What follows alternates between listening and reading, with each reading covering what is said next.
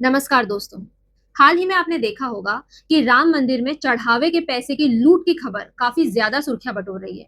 यह मामला लोगों की आस्था से जुड़ा हुआ है। आस्था के नाम पर, प्रभु श्री राम के मंदिर के नाम पर लोगों की भावनाओं के साथ खिलवाड़ करते हुए करोड़ों रुपए के गबन का आरोप सामने आया है। कई रिपोर्ट्स में यह आंकड़ा लगभग 200 करोड़ तक का बताया जा रहा है। दरअसल ये मामला आज का नहीं है, बल्कि 2020-21 से ही लगातार शिकायतों और आरोपों के रूप में सामने आता रहा है। मंदिर के पूर्व लेखा प्रभारी ने भी दावा किया था कि उन्होंने कई गड़बड़ियां पकड़ी थी, लेकिन उन गड़बड़ियों पर कार्रवाई करने की बजाय उल्टा उन्हें ही पद से हटा दिया गया। इस पूरे मामले में राम मंदिर ट्रस्ट के महासचिव चंपत राय जी का नाम प्रमुखता से चर्चा में है। आरोप लगाने वालों का कहना है कि सब कुछ जानकारी में होने के बावजूद न तो कोई सख्त कार्रवाई की गई, न एफआईआर दर्ज कराई गई, न ही मीडिया के सामने आकर इन सवालों का जवाब दिया गया। मेरे इस वीडियो को रिकॉर्ड करने तक भी वे मीडिया के सामने आकर इन आरोपों पर विस्तार से जवाब देने नहीं आए हैं। आरोप यह भी है कि जिन कर्मचारियों की तनख्वाह मात्र 14,500 रुपए थी, उनकी जीवन शैली अचानक कैसे बदल गई।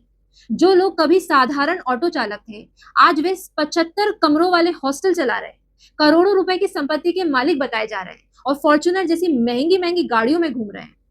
मामला इतना गंभीर बताया जा रहा है कि श्रद्धालुओं द्वारा भगवान को चढ़ाए गए सोने चांदी के आभूषणों तक में गड़बड़ी और चोरी के आरोप लगाए जा रहे हैं। चढ़ावे का भी सही हिसाब नहीं रखा गया, यहाँ तक कि दान पात्रों को भी नहीं छोड़ा गया और वहां से भी चोरी की गई।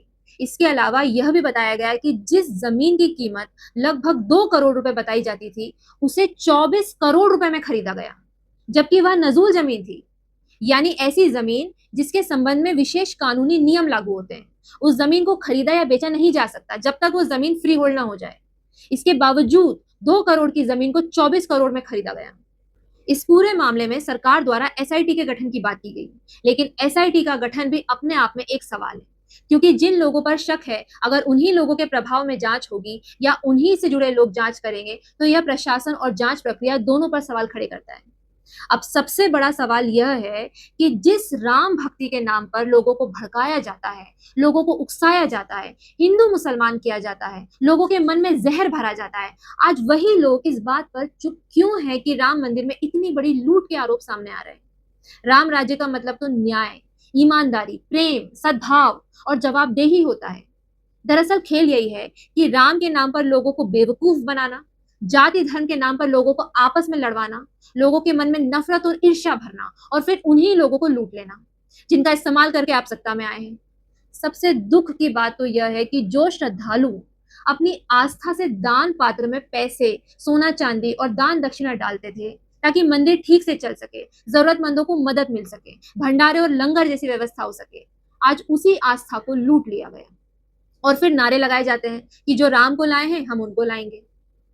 मेरा मानना है कि भक्ति की आड़ में जिस तरह की लूट मची हुई है, उसके खिलाफ लोगों को जागना होगा, अपने अंदर के राम को जगाना होगा, क्योंकि असली राम हमारे मन में है, हमारे अंदर के अच्छे इंसान में है। इसलिए मेरा देशवासियों से अनुरोध है कि अपने अंदर के सच्चे राम को जगाइए, उस राम को जो सबको साथ लेकर चलता है, जो भेदभाव नहीं करता। तभी हम सच मायने में राम राज्य बना पाएंगे, जहां प्रेम हो, ईमानदारी हो, न्याय हो, सद्भावना हो, भाईचारा हो, लेकिन लोगों की आस्था के साथ खिलवाड़ ना हो।